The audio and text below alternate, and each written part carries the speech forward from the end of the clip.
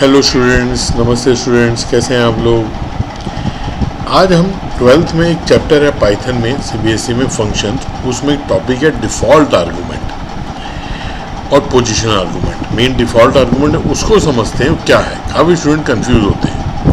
तो देखो, यहाँ मैंने एक एग्जाम्पल ले रखा है, एक फंक्शन बना रखा है जिसका नाम है डिस्प्ले।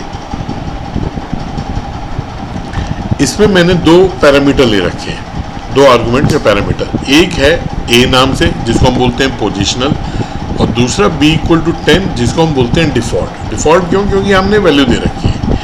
इसका मतलब है when a value is not pass to the parameter, automatically the defined default value is assign to the parameter. अगर यहाँ से वैल्यू उसको पास नहीं होती तो ऑटोमेटिकली वो उसको असाइन कर देगा।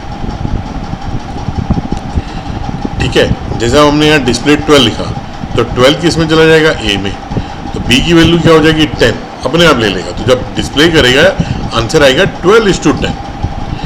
अब इस केस में क्या होगा? सेकंड वाले केस में जो हमने 10 और 15 पास किए, तो 10 तो a में चली जाएगी, पहली वाली पैरामीटर में जाएगी, और 15 क्या b में नहीं जाएगा, तो b जो है 15 लेगा। अगर आप वैल्यू पास करते हो तो फिर वो 15 लेगा, साइन करेगा, और वैल्यू पास नहीं करते तब वो 10 लेगा।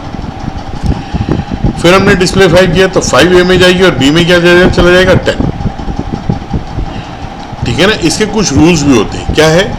ऑल पोजिशनल आर्गूमेंट, जैसे ए है, must exist on the left of the default argument. हर हालत में डिफॉल्ट लेफ्ट में होना चाहिए, और जितने भी डिफॉल्ट है वो हर हालत में exist on the right of position argument.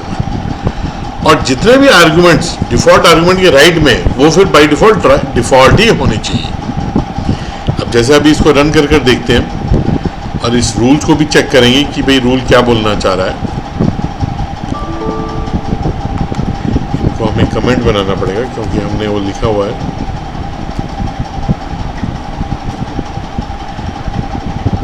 अब देखो इसमें क्या आंसर आया। पहले 12:10, 12 और बाई डिफॉल्ट वैल्यू b की 10 आ गई। फिर 10:15, 10 और 15 आ गया जो हमने वैल्यू पास करी थी। ठीक है ना। फिर 5:10, डिफॉल्ट वैल्यू b में 10 ले ली। अब इसमें हम इसको थोड़ा सा चेंज कर देते हैं, डिफॉल्ट आर्गूमेंट पहले लिख लेते हैं और पोजीशनल बाद में। तो अब एरर आना चाहिए। क्यों? क्योंकि 12 वैल्यू अब b में साइन हो जाएगी। First value must be go to the first parameter, तो 12 तो b में साइन हो जाएगी। फिर a में क्या आएगा? कुछ नहीं। इसलिए बोला जाता है कि जो पोजिशनल पैरामीटर है वो लेफ्ट में ही होने चाहिए। अगर उसको राइट में रख रहे हो तो फिर वो डिफॉल्ट बनने चाहिए, नहीं तो a में अब क्या वैल्यू जाएगी? 10-15 में कोई एरर नहीं आएगा, फिर 5 में आ जाएगा। देखिए रन कर क्या एरर देता है। इसने एरर दे दिया non default argument. Non default A वाला जो है, फॉलोज डिफॉल्ट आर्गूमेंट। तो भैया जो नॉन डिफॉल्ट आर्गूमेंट है वो लेफ्ट में ही रह सकता है, क्योंकि फर्स्ट पैरामीटर फिर डिफॉल्ट में चला गया तो उसको तो कोई वैल्यू ही नहीं मिलेगी। ये है। तो रूल को समझना है, रूल्स को याद करना है कि अगर डिफॉल्ट आर्गूमेंट के राइट में कोई पैरामीटर है तो वो डिफॉल्ट ही होना चाहिए। ठीक है ना।